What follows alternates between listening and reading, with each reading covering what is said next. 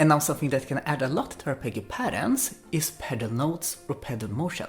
It's one note or one motion that you repeat over and over and over again as you play your left hand progression.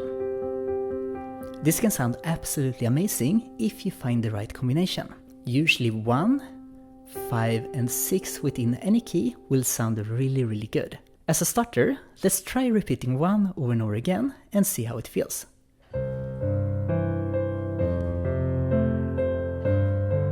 Beautiful. Now what happens if I also add 5 back and forth?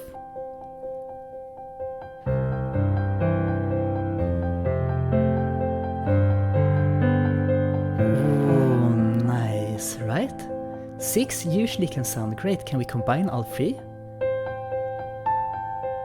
Maybe we can create some sort of movement that repeats over and over again.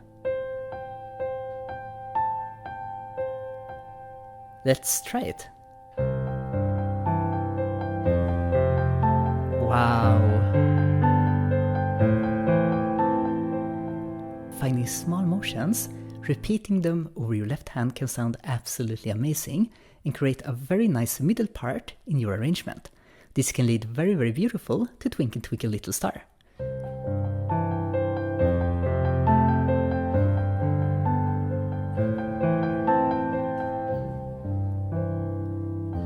Nice, right? Beautiful. Now in order to practice this, I would recommend playing only the chords with your left hand.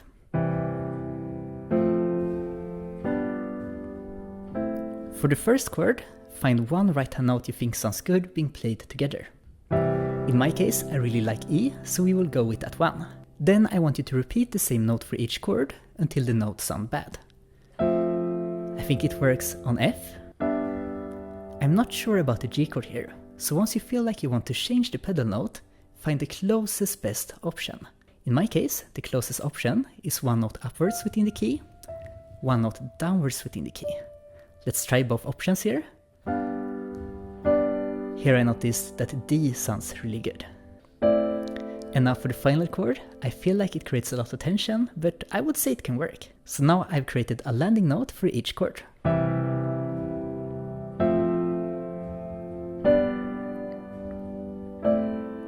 Then I want you to repeat the note over and over again.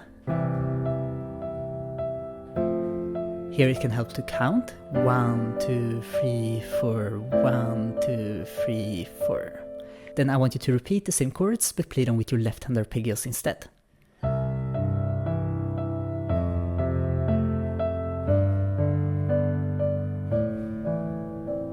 Nice, just that could be a beautiful intro to Twinkle Twinkle Little Star. Now if you want to take this one step further, you can add another right hand note either below or above your current pedal notes. Here I choose a new note. I will repeat it until it doesn't sound good anymore.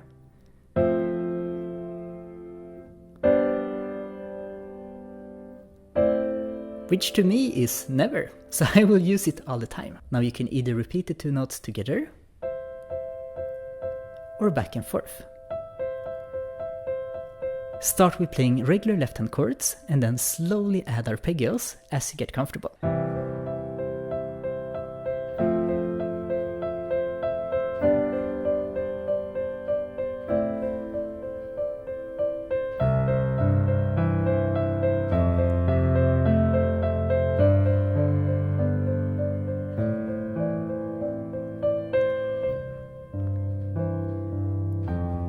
Isn't that a beautiful intro, right? And that's kind of the magic of using pedal notes or pedal movements. Now keep in mind that this can get rhythmically quite challenging, so make sure you're very comfortable playing the arpeggio in isolation and then the movement you create in isolation before you play both hands together. And if you have an arpeggio pattern like the one I just played, here we play 3 notes for each chord, you can progress it by slowly adding them. I could start with only playing the bass first.